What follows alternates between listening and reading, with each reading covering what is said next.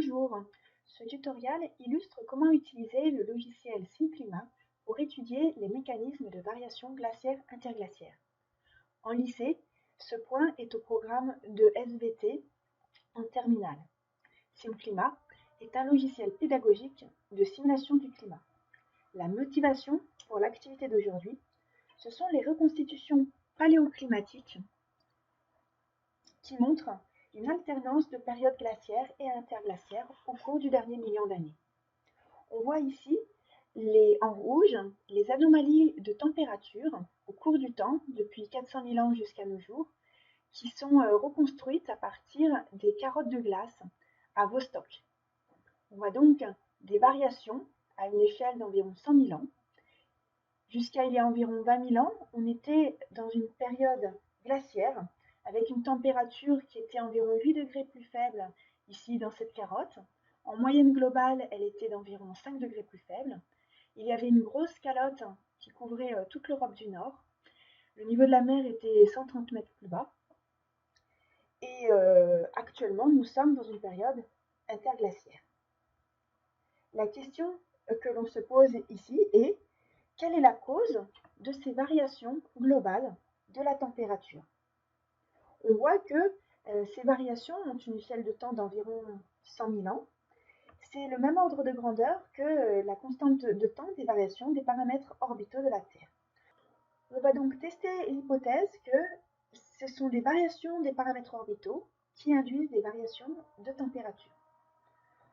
Donc, on va lancer des simulations avec le logiciel SimClimat.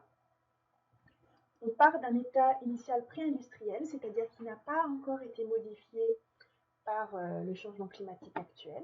On valide. On choisit une durée de simulation qui est suffisamment longue pour que les calottes de glace aient le temps de s'équilibrer. Par exemple ici 100 000 ans. On continue. On choisit le nom de la simulation. Ici on va faire une simulation de contrôle. Contrôle. On continue. Là, on ne change rien. Ici, on a les paramètres orbitaux, le cercle du carbone, les rétroactions. On laisse tout par défaut et on lance la simulation. Je rappelle que quand on lance cette simulation, tous les paramètres d'entrée qu'on a choisis sont envoyés vers un modèle de climat, c'est-à-dire un programme informatique qui retranscrit les équations physiques qui décrivent différentes composantes du système climatique. Donc là, on a l'expérience témoin, rien ne bouge. Voyons maintenant ce qui se passe si on modifie les paramètres orbitaux. On ajoute une simulation, toujours en partant du même état initial, avec la même durée. Dans la démarche expérimentale, quand on fait différentes expériences, on essaye de faire varier à chaque fois qu'un seul paramètre à la fois. Ici, on va faire varier les paramètres orbitaux. Alors, on a 3 paramètres orbitaux: l'obliquité, l'excentricité et la précession. L'obliquité varie avec une période d'environ 40 000 ans. On peut voir ici le schéma explicatif.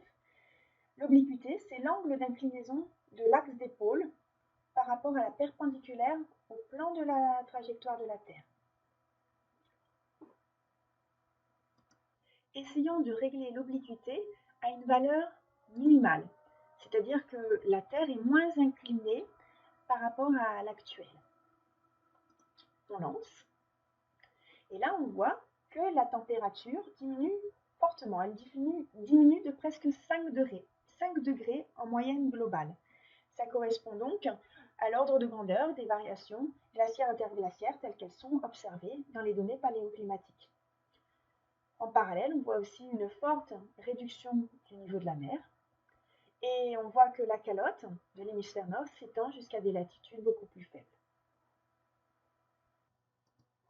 On conclut donc que des variations des paramètres orbitaux peuvent induire des variations de température cohérentes avec les variations glaciaires interglaciaires. Ici, on a pris l'exemple de l'obliquité, mais on peut faire le même travail avec la précession et avec l'excentricité. Mais cette conclusion nous amène à une nouvelle question. Quand on modifie un paramètre orbital, on ne modifie pas l'énergie solaire en moyenne sur toute la Terre et en moyenne sur une année. On ne modifie que la distribution dans l'espace et selon les saisons de cette énergie solaire. Donc dès lors, comment expliquer que les paramètres orbitaux puissent avoir un effet sur la température? Revenons au schéma explicatif sur l'obliquité. On voit que si la Terre est moins oblique, le Soleil va éclairer plus l'équateur et moins les pôles. On peut donc imaginer qu'en éclairant moins les pôles, la calotte polaire va pouvoir s'étendre plus facilement. On émet donc l'hypothèse que c'est en jouant sur l'extension de la calotte que les paramètres orbitaux affectent la température. Pour tester cette hypothèse, on va réaliser une nouvelle simulation où on met toujours l'obliquité à sa valeur minimale, mais cette fois, on va maintenir constant l'albédo des glaces. L'albédo, c'est la proportion de l'énergie solaire qui est réfléchie vers l'espace. Et l'albédo est impliqué dans une rétroaction qu'on appelle la rétroaction des glaces.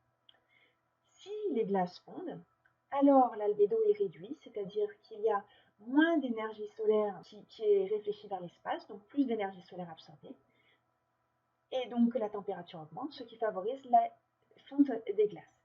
C'est donc une rétroaction positive.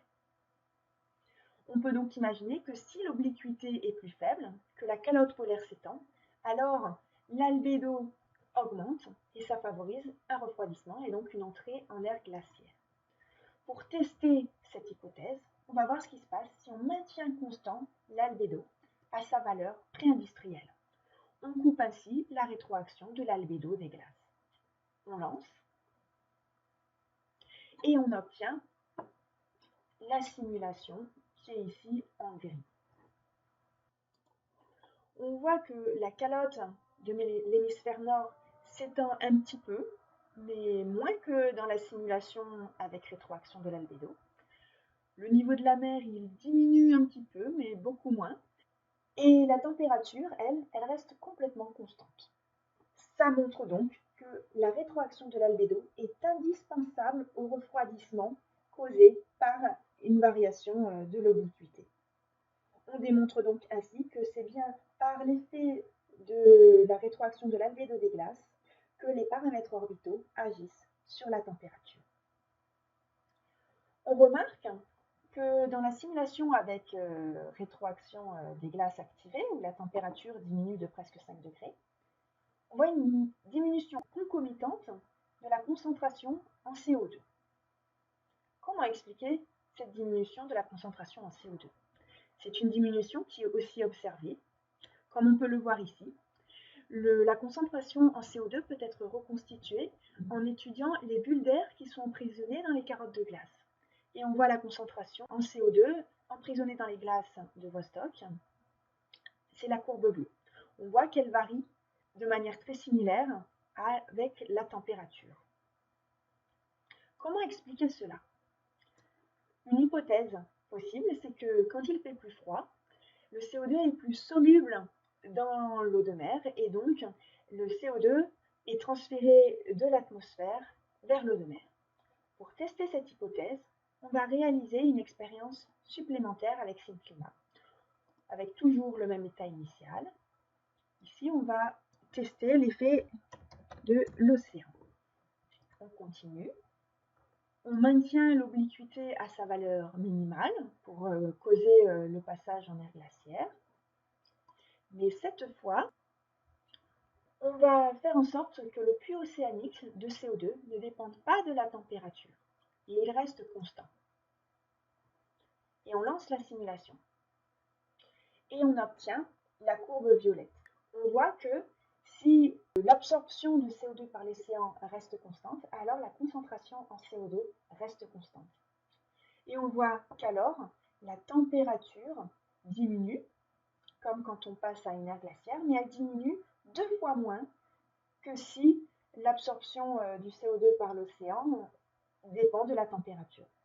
Cela confirme donc que la variation de CO2 est bien liée à la variation d'absorption du CO2 par l'océan avec la température, mais ça montre aussi que Cette absorption du CO2 par l'océan est impliquée dans une rétroaction positive qui amplifie d'un facteur 2 la variation de température de la période interglaciaire à la période glaciaire.